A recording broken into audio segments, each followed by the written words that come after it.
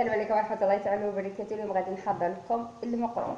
عندي كيلو تاع سميت، عندي زوج 3 مغارف تاع فرينة، عندي مغرفة تاع لحظة بودرة، وعندي زوج مغارف تاع سكر، وعندي قرصة تاع الملح، وعندي 250 غرام تاع الزبدة. 250 غرام تاع الزبدة غادي نضعفها بالزيت. دونك نزيد لها الزيت، ضعفتها زيت هكذا، ضعفتها زيت.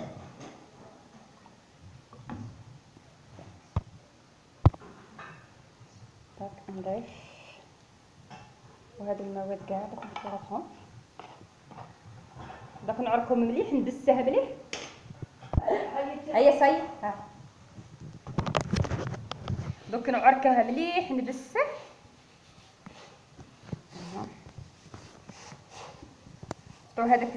هذيك الزبده وهذاك الزيت يتفرطي هكذا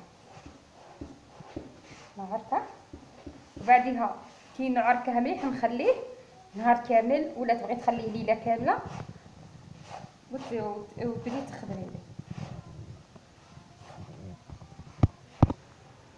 به. غادي نخليه يرتاح بين ساعه او بين 3 سوايع او 4 سوايع نخليه، ولا تحبي تخليه ليله كامله وبعديها حتى الغدوه تبداي تخدمي فيه. دابا غادي نخليه يرتاح ومن بعديها نبدا نخدم فيه.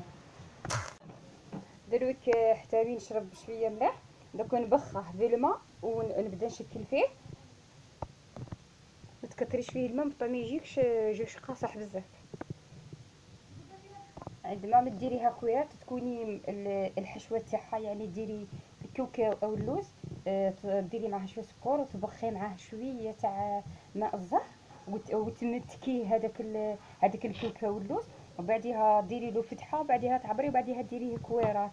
دوك نحكم هذا المول هذا وندير الحبه هكذا ونضيفها هنا، ومن بعديها نضيف هذه هنايا ونحكمها وبعديها نطبخها.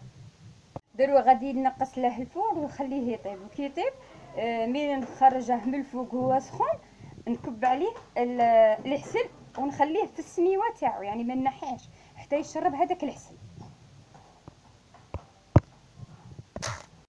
شفتوني كاع كي خدمته المقراط وتزينيه وعسلته هو يكون سخون، نقول لكم بلي سيوه وتاكلوه بالصحه، وقال لكم بلي